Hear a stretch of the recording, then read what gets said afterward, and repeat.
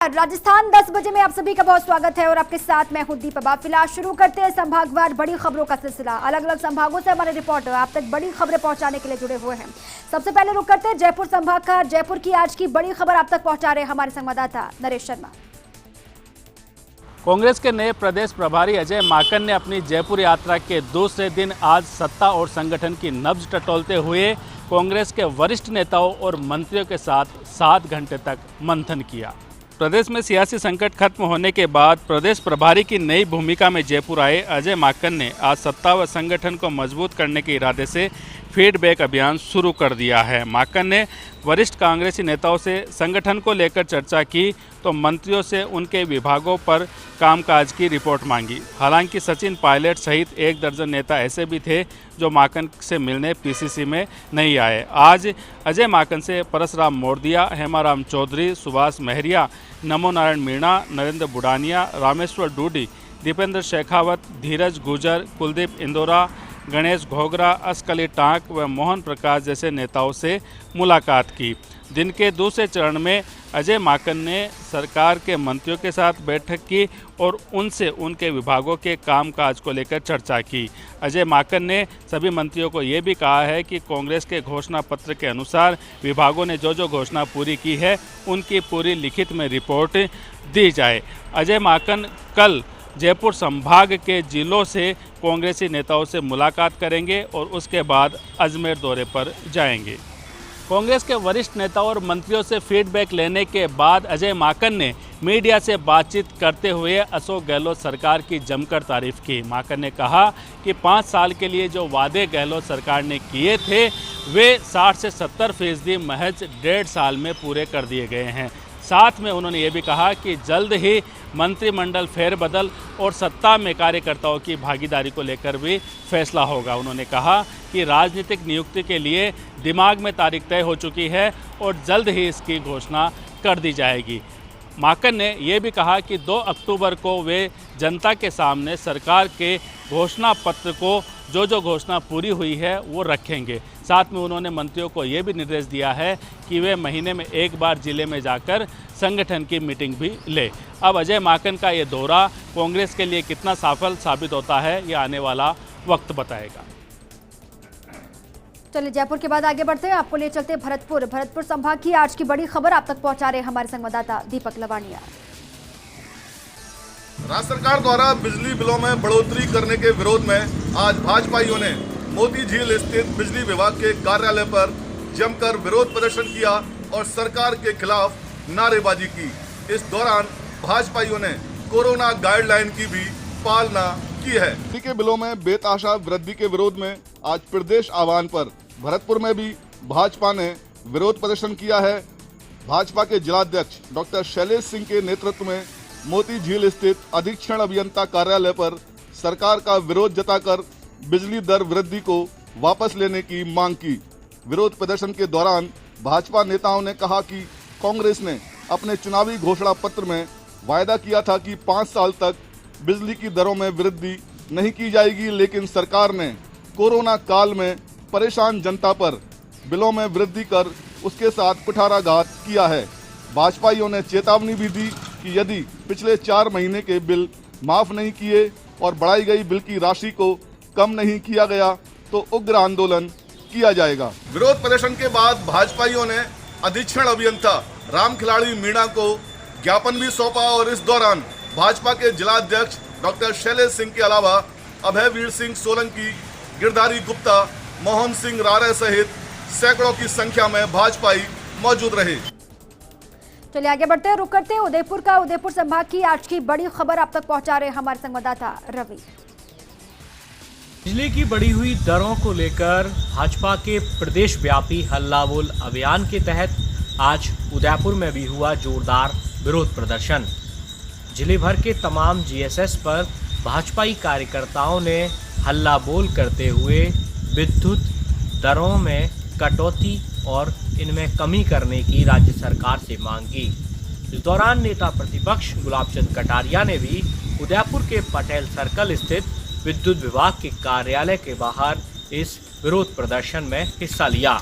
बिजली की बड़ी दरों के खिलाफ आज भारतीय जनता पार्टी ने प्रदेश भर में हल्ला बोल का आह्वान किया, जिसको लेकर सभी जीएसएस के बाहर भाजपा कार्यकर्ताओं ने विरोध प्रदर्शन किया।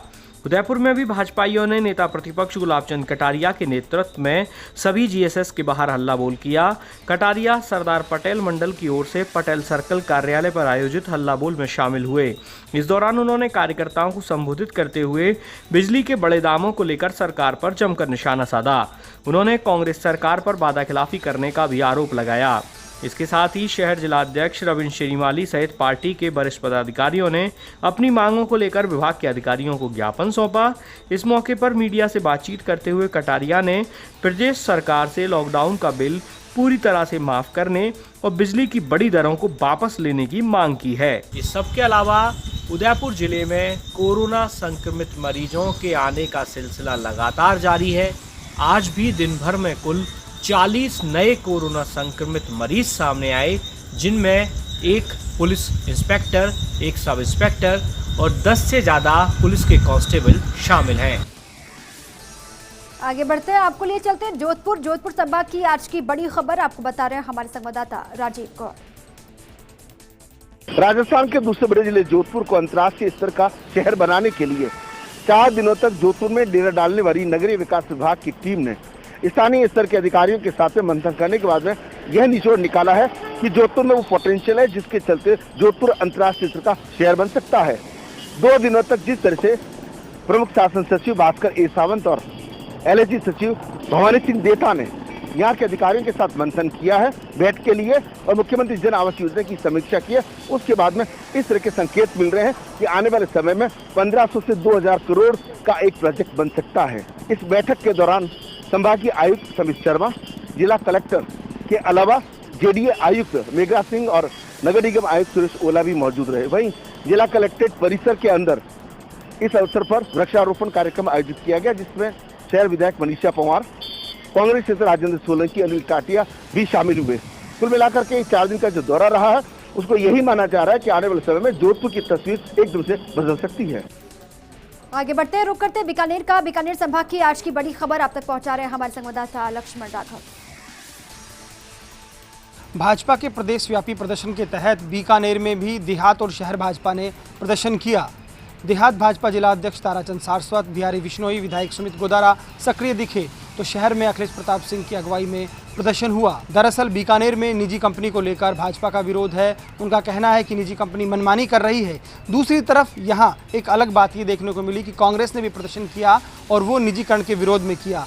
कांग्रेसियों का कहना था कि बीकानेर में निजीकरण को बढ़ावा भाजपा सरकार में मिला जब बिजली कंपनी का निजी कंपनी को एक तरह से ठेका दे दिया गया। अब बिजली कंपनी जो है निजी हाथों में है, इसीलिए ये दिक्कत आ रही है। उनका कहना था गलती उन्हीं की है। साथ ही साथ उन्होंने ये भी आरोप लगाया कि भाजपा निजीकरण को बढ़ावा दे रही है। ऐसी स्थिति में कोविड की समस्या के दौर में जब पूरे जनमानस की मांग है, भावना है कि बिजली के बिलों को माफ़ किया जाए, ऐसे में ये सरकार माफ़ करना तो दूर रहा, स्थायी शुल्क और सरचार्ज के नाम पे बिलों में बहुत भारी बढ़ोतरी की है। हमारी मांग है, भारतीय जनता पार्टी का आह्वान है, हम अन्नदाता के साथ, किसान के साथ खड़े हैं कि बिजली की इस महंगाई की मार से पीड़ित है, कोरोना की मार से पीड़ित है, उसमें घरेलू उपभोक्ताओं के बिल भी दुगने तिगुने आ रहे हैं। इन दोनों बातों पे, बिजली की समस्याओं पे हमने किसान के समर्थन में, आम उपभोक्ता के समर्थन में प्रदेश के आह्वान पर यह ज्ञापन दिया है। नोखा के विधायक बिहारी बिश्नोई ने कहा कि किसान कोविड के चलते पहले से ही लुटा पिटा है, आम जन पर भी बहुत सारा दबाव है, इसलिए बिजली कंपनी को मनमानी नहीं करनी चाहिए। तो वहीं डिस्कॉम को भी इस बात का खास ख्याल रखना चाहिए कि जिस तरह से बिलों में बढ़ोतरी की बात की जा रही है वो ना हो और 4 महीने का बिल माफ़ किया जाए। बीकानेर के बाद चलिए आगे बढ़ते हैं, आपको ले चलते हैं अजमेर संभाग की बड़ी खबर नागौर से आप तक पहुंचा रहे हैं हमारे संवाददाता यूनुस। नागौर में सेना भर्ती को यथावत रखने की मांग को लेकर नागौर के युवाओं का उमड़ा कलेक्ट्रेट पर आक्रोश। नागौर जिला प्रशासन को सौंपा ज्ञापन। वहीं राष्ट्रीय लोकतांत्रिक पार्टी के संयोजक और नागौर के सांसद हनुमान बेनीवाल ने रक्षा मंत्री राजनाथ सिंह से दिल्ली में की मुलाकात। नागौर में सेना भर्ती के आयोजन को यथावत रखने की सांसद ने उठाई पुरजोर तरीके से मांग। नागौर जिला मुख्यालय पर होने वाली सेना भर्ती का इंतजार कर रहे युवाओं के लिए सेना की ओर से जारी नोटिफिकेशन में नागौर जिले की सेना भर्ती का मुख्यालय नागौर नहीं होकर जोधपुर एआरओ में आयोजित होने के बाद अब विरोध में युवा वर्ग सामने आ गया है। वहीं राष्ट्रीय लोकतांत्रिक पार्टी से जुड़े पदाधिकारियों ने आज नागौर कलेक्ट्रेट पर प्रदर्शन किया।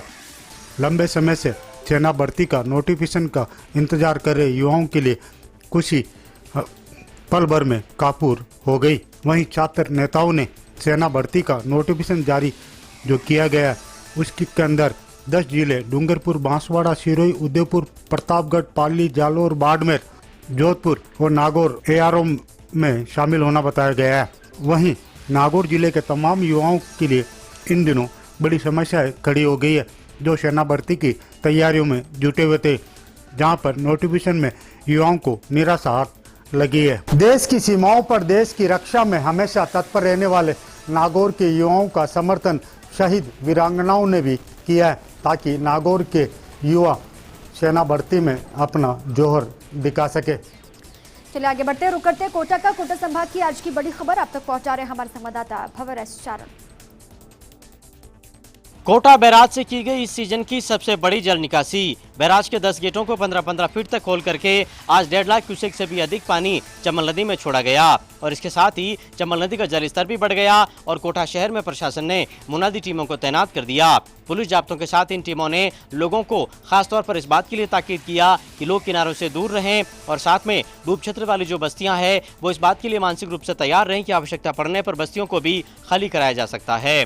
लेकिन शाम होते होते तस्वीर पूरी तरह से बदल गई। गांधी सागर के गेट बंद हो गए और राणा प्रताप सागर से जवाहर सागर और जवाहर सागर से कोटा बैराज में आ रहा पानी भी रोक दिया गया। इसके साथ ही बैराज के 10 में से 8 गेट बंद कर दिए गए और फिलहाल कोटा बैराज से केवल 2 गेट खोल करके 8,500 क्यूसेक पानी ही नदी में छोड़ा जा रहा है। इसके साथ ही कोटा से लेकर धौलपुर तक के चंबल किनारे के जिलों में जारी किए गए अलर्ट को लेकर भी अब लोगों ने राहत की सांस ली है और चंबल नदी का जल स्तर भी अब धीरे धीरे सामान्य हो गया है। और इसी के साथ ही आज की बड़ी खबर यह है कि